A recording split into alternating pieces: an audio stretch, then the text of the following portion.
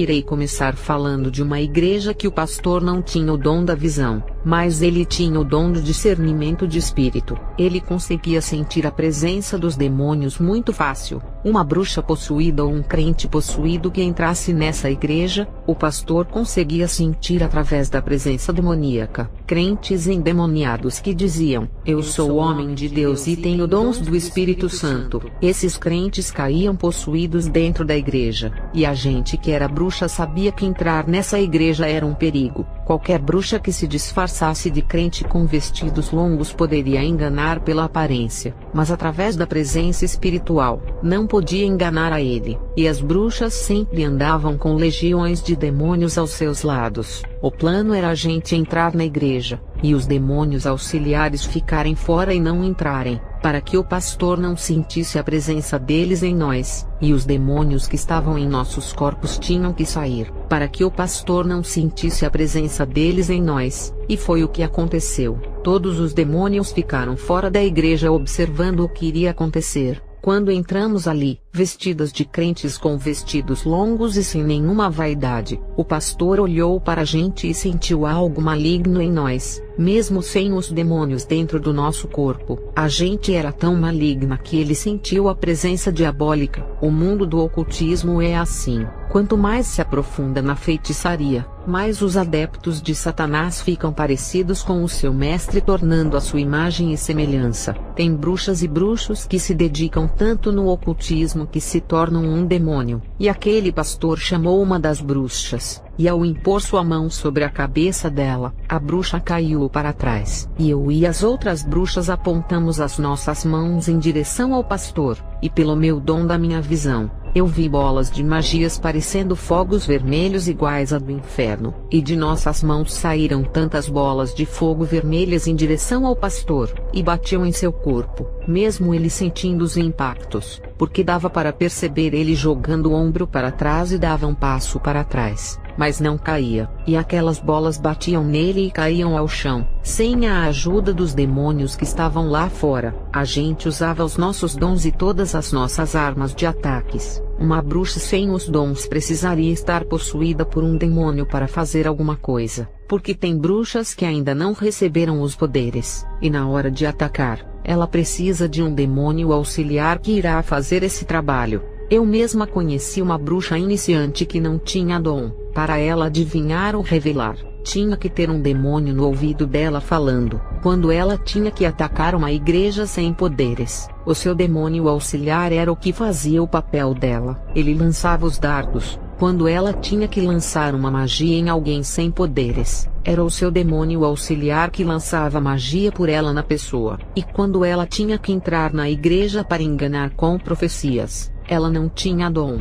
e o demônio tinha que possuir o seu corpo para ela profetizar. Essa mulher ficou assim por alguns anos, dependendo de um demônio auxiliar. Voltando a falar do combate que tivemos com o pastor do discernimento, quando vimos uma de nossas companheiras caída ao chão, lançamos magias que não tiveram efeitos. Volto a dizer que esses confrontos foram na década de 80 e no começo da década de 90, quando as igrejas eram mais fortes. A bruxa que caiu através da imposição de mãos do pastor não estava possuída. O demônio do corpo dela tinha saído para não ser descoberto. A bruxa caiu ao chão não porque estava possuída, mas por causa da sua natureza que era maligna. Os demônios, quando habitam no corpo de uma bruxa, satanista ou feiticeira, eles marcam as almas e os espíritos dessas pessoas. É como um morador de uma casa que pinta ela por dentro, prega os pregos na parede para pendurar quadros ou faz aquela reforma no interior da casa. Assim são os demônios. Eles fazem uma reforma dentro das almas de quem pratica a bruxaria. Eles fazem uma operação no interior dessas pessoas, e quando os demônios saem dos corpos de quem pratica bruxaria, dentro de seus corpos fica uma marca do mal. Isso se chama demarcação de território, para dizer, embora eles saiam dessas casas por alguns instantes, a casa pertence a eles, e deixam uma cicatriz maligna dentro das pessoas que trabalham no ocultismo. e mesmo a gente sem os demônios dentro dos nossos corpos, o pastor percebeu uma presença maligna através da marca satânica que estava em nossas almas, e quando a gente caía, não havia nenhuma manifestação demoníaca. A gente caía porque a marca do mal que estava dentro da nossa alma recebia o impacto das palavras do pastor, e quando a luz se choca com as marcas das trevas que está nas almas das bruxas, vocês já sabem o resultado, e foi o que aconteceu. O pastor, ao apontar o dedo para a gente que estava atrás, enquanto a nossa parceira estava na frente do altar caída,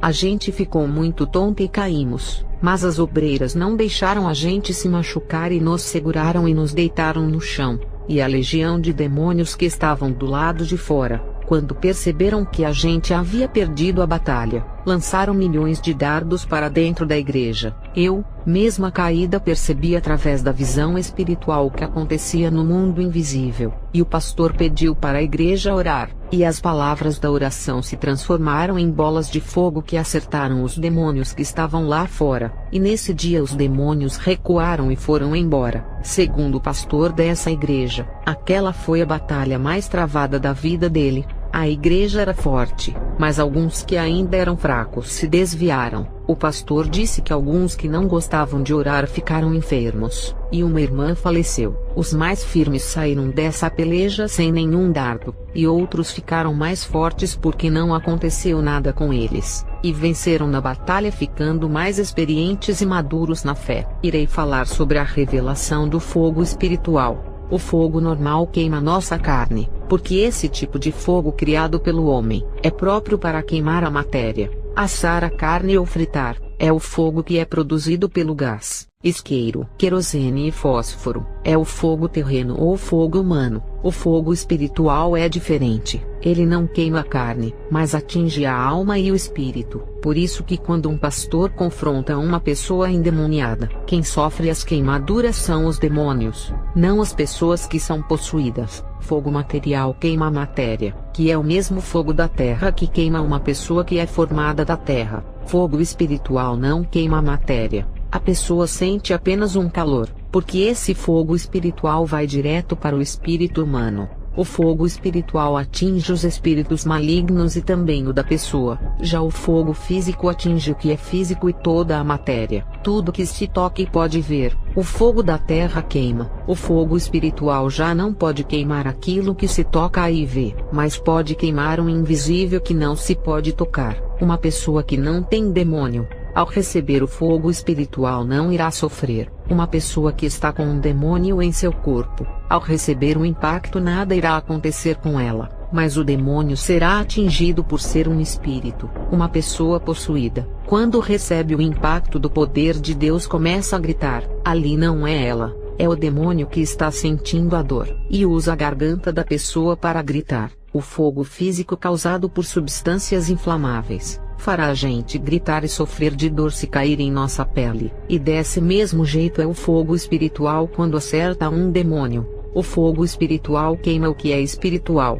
e nunca irá queimar as coisas físicas como madeira, plantas, pessoas e plásticos. Lembre-se da sarça que o fogo o queimava, mas não se consumia. O fogo espiritual não podia queimar a sarça por ser físico. Aquele mesmo fogo que não fez nada com aquela sarça, se jogar em um demônio que é espírito, o deixa ferido. Esse fogo da sarça também não pode machucar uma pessoa. Agora, se jogar o fogo físico produzido pelos homens, o fogo a gás, querosene e álcool, o tecido da pele humana sofre profundas queimaduras, e a carne entra no estado de necrose. O fogo físico destrói a floresta, madeira e qualquer coisa em sua volta. Os humanos até morrem com esse fogo, e o fogo espiritual causa destruição no corpo dos espíritos demoníacos. Esses demônios não morrem por serem eternos. Se não fossem, morreriam. O mesmo fogo da sarça ardente que queimava e não consumia. Esse fogo espiritual tem no inferno que fazem as almas queimarem, e elas não são consumidas por serem eternas. Esse fogo espiritual que queima as almas, é o mesmo fogo que queima os demônios. O fogo espiritual não pode queimar uma pessoa,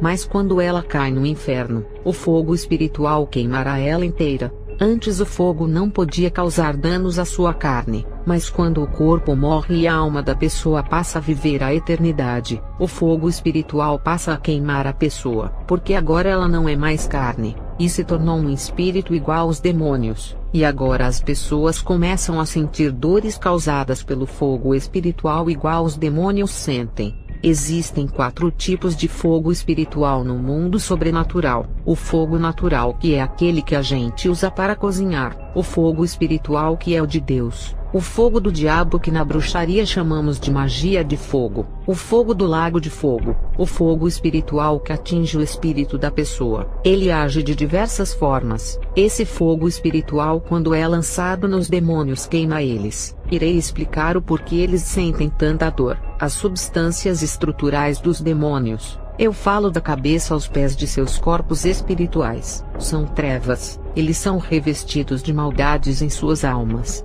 e malignos por inteiro. O pecado e a maldade deles são tão malignos, que para Deus se tornam como feridas abertas que fedem. E o fogo espiritual de Deus é santo. Ele purifica e também destrói. Quando o fogo espiritual de Deus encosta no corpo dos demônios ou acerta eles, é igual ao álcool na ferida aberta que arde. Os pecados dos demônios não têm perdão, e são como feridas abertas em seus espíritos que não se fecham. São feridas que fedem, e quando entram em contato com o fogo de Deus, sentem o ardor. O fogo espiritual de Deus não pode curar essas feridas dos seus pecados, porque não há perdão para esses demônios. Para esses transgressores não há salvação, e suas feridas que não podem fechar são incuráveis. Por isso que o fogo espiritual queima, porque não pode purificar essas feridas malignas que são seladas eternamente para condenação. A mesma coisa são as almas no inferno. Elas morreram em seus pecados que não foram perdoados. Pecados não perdoados se tornam feridas abertas, e o fogo espiritual queima essas chagas pecaminosas igual ao álcool na ferida. Jesus morreu na cruz,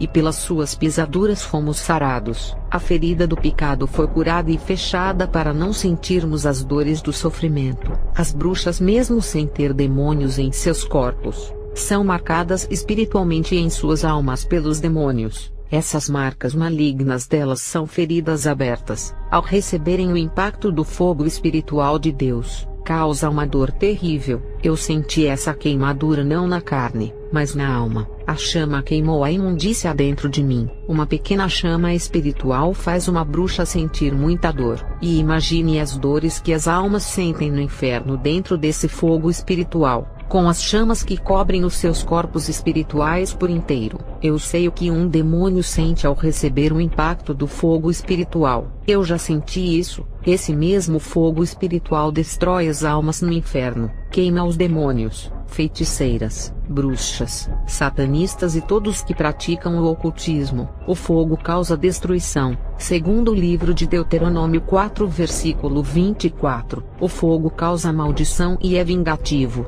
Está escrito em Juízes 9 versículo 20, o fogo traz castigos aos perversos. Segundo o livro de Salmos 11 versículo 6, o fogo é a ira de Deus. Segundo o livro de Salmos 78 versículo 21, as bruxas e os demônios já receberam o impacto do fogo espiritual em seus corpos que ardem muito, parecendo que o fogo está irado, e esse fogo castiga muito quem vai para o inferno. Esse fogo espiritual tem outro tipo de efeito nas almas dos ímpios que se arrependem. O fogo purifica os que desejam servir a Deus. No livro de 1 Pedro 1 versículo 7, no livro de Romanos 12 versículo 20 diz isso, que aqueles que derem comida e matarem a sede dos seus inimigos, brasas de fogo amontoarão sobre as suas cabeças. Esse fogo espiritual destrói as almas condenadas do inferno, mas purifica as almas dos crentes. Esse fogo queima os demônios e seus agentes, mas batiza os crentes. Para alguns o fogo é punidor, mas para outros traz benefícios. O outro fogo que existe, é aquele que pode queimar tanto a matéria quanto o espírito, e se chama o fogo do juízo final. É o fogo da segunda morte do lago de fogo. O fogo espiritual que acabei de revelar, só queima os demônios que são espíritos, as almas no inferno que são espíritos. e os espíritos dos bruxos que mexem com as coisas das trevas. O fogo natural é o da terra que usamos. Ele queima carne, madeira, florestas, plásticos e outros materiais inflamáveis. O fogo da segunda morte queima todas essas matérias terrenas e ainda queima os espíritos. E esse fogo vai ser inaugurado no juízo final, quando as almas recuperarem os seus corpos, ficando completas em suas totalidades, que é o corpo, alma e espírito, e todos serão completos com os seus corpos imortais e eternos. Ou seja, corpo, alma e espírito das pessoas serão lançados no lago de fogo. Esse fogo da segunda morte causará dor na alma, na carne e no espírito, enquanto o fogo espiritual só queima o espírito e não queima a carne. O fogo da segunda morte queimará tanto a carne como o espírito. Até hoje, ninguém experimentou desse fogo, que é o pior de todos, porque esse fogo tem mais capacidade de consumir os humanos. Irei explicar. As almas condenadas irão ressuscitar. Os seus corpos não serão glorificados, mas serão corpos normais de quando estavam vivos na terra. Porém, imortais eles serão, para sentirem os danos da segunda morte em suas carnes, e também na alma e no espírito. O fogo espiritual do inferno não pode causar dano na carne, e aflige só o espírito da pessoa. Já o fogo natural queima a nossa carne aqui na terra, mas não queima o nosso espírito. O fogo da segunda morte vai fazer a mesma função do fogo espiritual e do fogo carnal, que é o fogo material da terra. Os demônios conseguem circular no inferno, e por mais quente que o lugar seja, eles resistem o fogo, mas não resistirão o calor do lago de fogo. Os demônios resistem ao fogo do inferno, porque é um lugar de prisão somente para as almas e não para eles. E por serem mais fracas, as almas dessas pessoas sofrem com o calor do inferno, mas a prisão que está guardada para esses demônios, eles não poderão caminhar igual fazem no inferno e não poderão resistir o calor desse lago. O lago de fogo irá queimar os corpos vivos, só que a carne da pessoa não poderá virar cinzas iguais na cremação. E o fogo da segunda morte desse lago queimará a carne e o espírito junto com a alma. Satanás é espírito, e não é carne, e será atormentado por esse fogo do juízo final. A morte é espírito, e também será atormentada por esse fogo. O falso profeta e o anticristo serão de carne e também vão ser atormentados pelo mesmo fogo. O falso profeta e o anticristo não serão espíritos, mas pessoas humanas que cairão vivos lá dentro. Os mortos ressuscitados serão corpos humanos de pessoas, e suas carnes irão ser queimadas no lago de fogo, independente de serem carnes que são os ressuscitados ou somente espíritos que são os demônios. Esse fogo do juízo de Deus queima qualquer coisa. Ele é o mais terrível de todos. O Deus poderoso é o único que cria um fogo tão terrível que pode atingir a matéria e o espírito ao mesmo tempo. Na passagem de Elias, quando ele fez o altar, o fogo caiu do céu e lambeu toda a água que estava no rego do altar. O nosso fogo natural, ao entrar em contato com a água, se apaga. O fogo espiritual, que é invisível, não pode secar aquela água do altar por não poder tocar nela. Somente um fogo especial que pode secar a água, e não se apagar. O mesmo Deus que cria um fogo assim, fez um lago de fogo capaz de causar os piores tormentos tanto na carne quanto no espírito. Olha o fogo da sarça ardente. Esse fogo não consumia aquela planta. Qualquer fogo natural fazia aquela planta virar carvão. O fogo das magias que as bruxas conseguem é espiritual. Esse fogo é uma imitação do fogo espiritual de Deus. Os demônios lançam dardos de fogo nas pessoas para encherem as suas almas de paixões e desejos. Alguns crentes que não estão revestidos, ao receberem esses dardos, começam a sentir desejos de picar, ou paixão para praticarem as coisas do mundo. Uma mulher, ao receber esse dardo do fogo, pode se apaixonar por um homem, e a mesma coisa é o homem que pode sentir desejos ardentes por uma mulher. Esses dardos são tão malignos que um homem pode desejar uma mulher casada e querer roubá-la do seu esposo, e muitas traições acontecem dentro do casamento, quando os demônios lançam esses dardos do fogo da paixão e desejos. Teve uma mulher que, ao receber esses dardos de um demônio, começou a sentir ciúmes do seu marido sem ele dar motivos, Ele então começou a alugar fitas de filmes pornográficos e fazia coleção de revistas pornográficas. Isso foi na década de 90.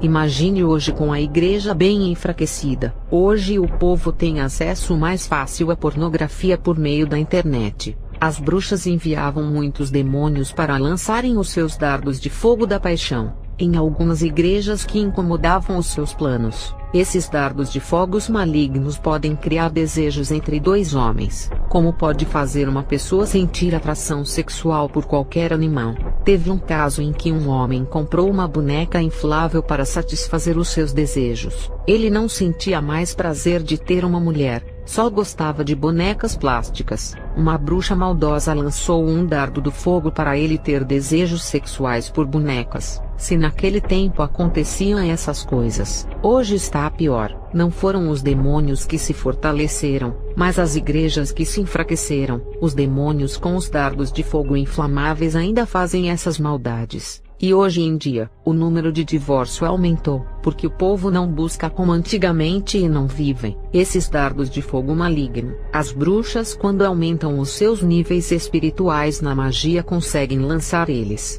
Quando eu era bruxa, recebi essa magia, e lançava dardos de fogo através das mãos. Esses dardos de fogo são invisíveis e mexem com a sensualidade. As bruxas que receberam essas magias do fogo curavam até pessoas enfermas. Então, quem recebia o fogo da magia podia causar desejos e paixões nas pessoas, e também curá-las de doenças que os médicos diziam não ter cura. A magia do fogo dava muita energia para as bruxas fazerem o que quisessem, e ainda dava autoridade. A bruxa que recebesse a magia do fogo expulsava até demônios, e domava-os para os seus propósitos. Os demônios chefes davam ordens para os demônios menores na hierarquia obedecerem às bruxas que conseguissem receber a magia do fogo. Como é que as bruxas conseguiam essa magia? Elas faziam uma lareira dentro da casa ou no quintal da casa. Algumas acendiam o fogo da churrasqueira, ou um buraco cavado no chão para fazer fogo.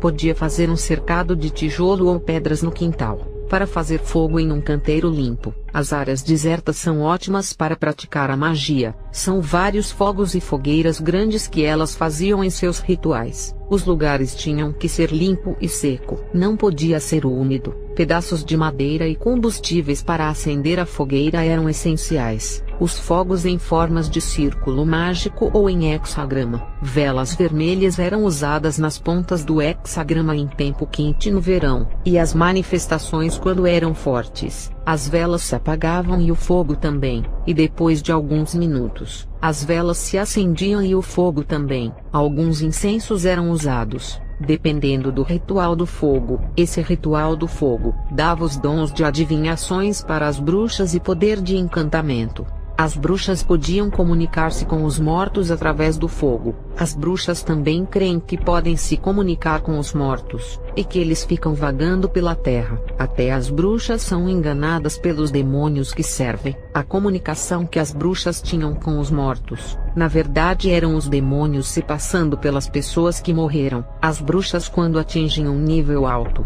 elas conseguem manipular o nosso fogo natural. Teve um dia que a líder das bruxas preparou um altar. As bruxas queriam pegar o fósforo e o querosene para acenderem aquelas madeiras. A nossa mestra disse que não precisava, e que um espírito maligno iria acender o altar sem precisar de fósforo e combustível. Quando ela fez as suas orações, o altar acendeu sozinho. Eu vi um fogo invisível cair do céu e queimar aquele altar, e quando olhei para cima, eu vi um demônio gigante que recebia aquele ritual e lançava fogo naquele altar. Esse demônio flutuava nas nuvens, e lançou o mesmo fogo da magia. Esse fogo era invisível, mas se materializou no mesmo fogo material que usamos para cozinhar alimentos. As bruxas recebem esse fogo invisível da magia quando são batizadas pelos demônios. É esse fogo estranho que os demônios usam dentro das igrejas para enganarem os crentes. A procedência desse fogo é da magia. Eu já vi um demônio se aproximar com o fogo da magia perto de um crente, e ele sentir o calor pensando ser o Espírito Santo,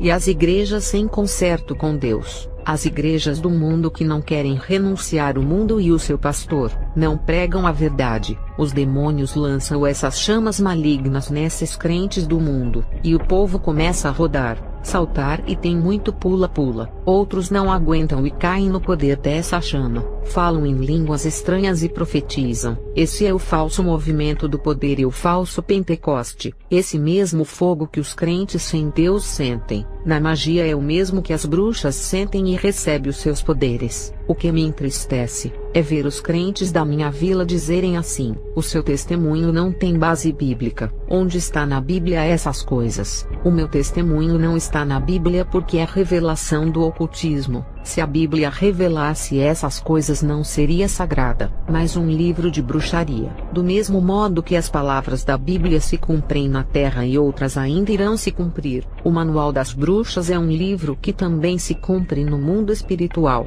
trazendo o invisível para o mundo natural, e fazendo o espiritual se materializar. As coisas sobrenaturais escritas em qualquer livro de feitiçaria, se cumprem no mundo espiritual igual à Bíblia. Deus vela pela sua palavra para cumprir, e Satanás vela pela sua palavra nos livros de rituais para cumprir. Ele imita a Deus, e se considera ser um Deus. Então, vocês crentes críticos não venham com essas perguntas que o meu testemunho é heresia. O meu testemunho é de uma ex-bruxa, e está baseado nos livros de feitiçaria. O crente que pratica a Bíblia e ora muito, ele entra no mundo espiritual e tem experiências com Deus. A bruxa, quando pratica os seus livros, também entra no mundo espiritual e tem as suas experiências com os espíritos do mal. Todo o meu testemunho foi baseado nas experiências que tive quando era uma bruxa, e aqui eu revelo como é o mundo espiritual, e as estratégias malignas de destruição do povo de Deus. Os crentes que têm inteligência espiritual,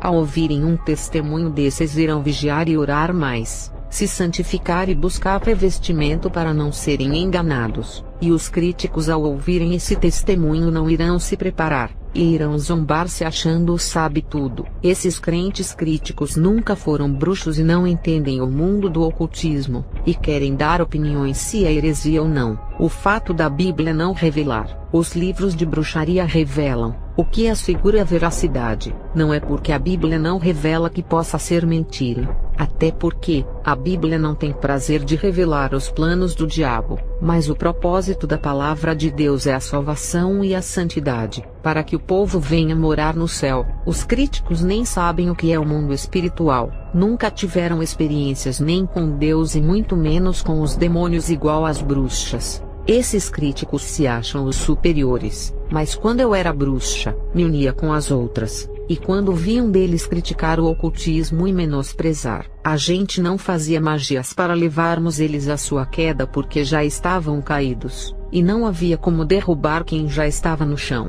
O que a gente fazia com esses críticos era lançar dardos da morte, da depressão e também da loucura. Em 20 anos de bruxa, eu vi muitos crentes morrerem de câncer, parada cardíaca, derrame cerebral, parada respiratória, depressão e espíritos da loucura. E quem eram esses crentes? Eram os críticos que, ao invés de usarem as suas línguas para orar, ficavam criticando, em vez de usarem os seus conhecimentos para ganharem almas, se envolviam em debates para ver quem era o melhor. Esses críticos que as bruxas mataram na magia, os fizeram sucumbir diante de seus poderes malignos. Se esses críticos usassem o tempo deles em orar e ganhar almas, não teriam morrido. Eles desperdiçaram os seus tempos com o que é inútil e não salva ninguém. As bruxas mandaram muitos deles para o inferno por falarem demais e duvidarem das suas magias. Nem as bruxas e nem outra religião do ocultismo, os seus membros não falam demais por conhecerem que o mundo espiritual é terrível,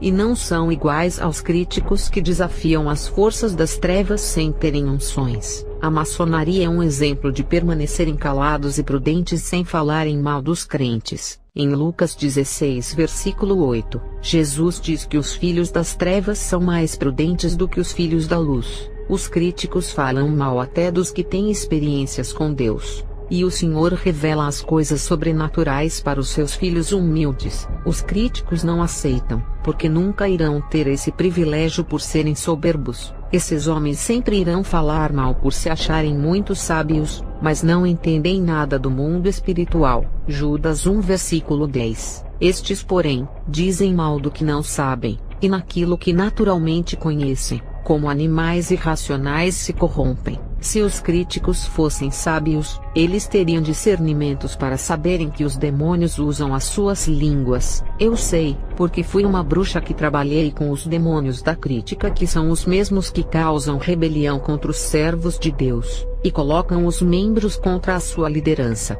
Esses demônios colocam rebeldia no coração dos crentes críticos para não aceitarem uma revelação de Deus, ou uma verdade no mundo espiritual, e eles não aceitam, mesmo sem entenderem o mundo espiritual por serem rebeldes. Eles pensam em serem os donos da razão, e são insubmissos às suas lideranças por julgarem os seus líderes como imperfeitos. Os críticos vivem achando erros nos outros, e fazem uma análise crítica do que as pessoas falam, pregam e vivem. Eles falam mal de experiências espirituais, revelações e de outras coisas. Eles são os homens que vão analisar as coisas, sempre na intenção de achar defeito em algo. Os fariseus vigiavam a Jesus, procurando achar erros para poderem o acusarem de transgressor da lei. Os críticos não analisam uma experiência de um servo de Deus para extraírem alguma coisa boa. Eles são como caçadores de erros nas pessoas. Se a pessoa pregar e não tiver oratória,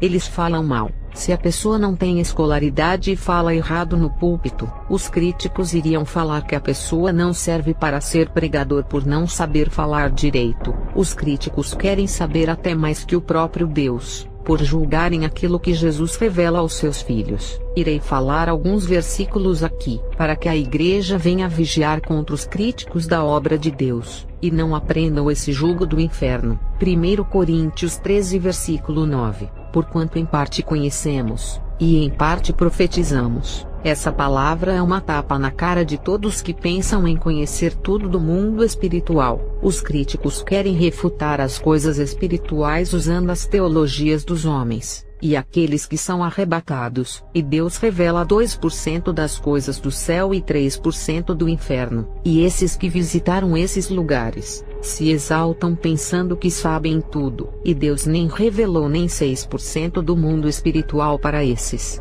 1 Coríntios 8 versículo 2. A pessoa que imagina conhecer alguma coisa, ainda não tem a sabedoria que necessita. No livro de Jó 11 versículos 7 e 8. Poderás descobrir as profundezas de Deus, poderás desvendar a perfeição do Todo-Poderoso. Jó 26 versículo 14. E isso tudo representa apenas mínima parte de todo o seu poder e das maravilhas de suas obras. Um suave sussurro é o que ouvimos de Deus. Todavia, quem será capaz de compreender o trovão e a luz do seu poder? Salmos 40 versículo 5. Ó Senhor, quantas maravilhas tens realizado, bem como teus desígnios. Quisera eu poder proclamá-los e pregá-los todos, mas são por demais numerosos. Salmos 139 versículo 6. Tal conhecimento é para mim demasiado maravilhoso, tão elevado o seu poder que não posso compreender totalmente. Esse versículo ensina que mesmo Deus revelando as suas maravilhas que são tão elevadas, que mesmo vendo não conseguimos compreender totalmente. Daniel não compreendia as suas visões, e Deus revelou algumas e selou as outras. E com João na ilha de Pátimos, o seu mestre Jesus revelou coisas que a sua mente humana não podia entender. Qualquer pessoa hoje que tem experiências no mundo espiritual, se Deus não revelar aquilo que os olhos estão vendo, não irão entender nada. Se para quem tem essas experiências só conseguem entender por parte, e aqueles que nunca tiveram experiências, e acham que podem discernir as experiências dos outros usando as suas mentes carnais ou conhecimentos de teologias, para esses são enigmas. Romanos 11 versículo 34. Pois quem conheceu a mente do Senhor, quem se tornou seu conselheiro. Mateus 11 versículo 27. Todas as coisas que foram entregues por meu Pai, ninguém conhece o Filho senão o Pai, e ninguém conhece o Pai a não ser o Filho, e aquele a quem o Filho desejar revelar. Se Jesus desejar revelar os seus desígnios às pessoas mais humildes, quem sou eu para criticar as revelações que essa pessoa recebeu? Quem é o mundo para questionar o que Deus revelou? E se Deus revela para os seus filhos de suas maravilhas, são apenas uma pequena partícula do sobrenatural. O nosso conhecimento não está preparado para receber tanta informação do mundo espiritual. A nossa mente é pequena demais, e tem um limite para obter o conhecimento espiritual. A mente humana não suporta as revelações da eternidade que são numerosas e infinitas. 1 João 3 versículo 2. Amados, somos filhos de Deus e ainda não se manifestou o que havemos de ser. Quando ele se manifestar, seremos semelhantes a Jesus e o veremos como ele é. Quando esse dia chegar, nós seremos semelhantes a Jesus, e havemos de ser uma pessoa com o corpo transformado em glória e eternos. A nossa mente transformada com o arrebatamento, terá capacidade para receber todo o conhecimento de Deus, do céu e do inferno, e teremos uma mente larga para receber todo o conhecimento sem esquecer. 1 Coríntios 13 versículo 12. Porque agora vemos por espelho em enigma, mas então veremos face a face. Agora conheço em parte, mas então conhecerei como também sou conhecido. Não só a Jesus conheceremos perfeitamente como ele é, mas todos os desígnios espirituais que estavam ocultos aos nossos olhos, e todos os mistérios do mundo espiritual que ainda não chegaram ao saber dos cristãos. As nossas pequenas revelações do mundo espiritual do céu e do inferno, é como um grão de areia por aquilo que ainda será revelado aos santos nas bodas do Cordeiro. 1 Coríntios 2 versículo 9. Mas como está escrito, as coisas que o olho não viu, e o ouvido não ouviu, e não subiram ao coração do homem, são as que Deus preparou para os que o amam. Isso é além da premiação. A cortina do mundo espiritual será aberta, e muitos segredos encobertos a toda a carne serão revelados. Irei finalizar esse vídeo, e darei continuidade em outro vídeo que fala a origem da crítica no mundo espiritual das trevas. Eu encerro essa parte da revelação, e darei continuidade no próximo vídeo.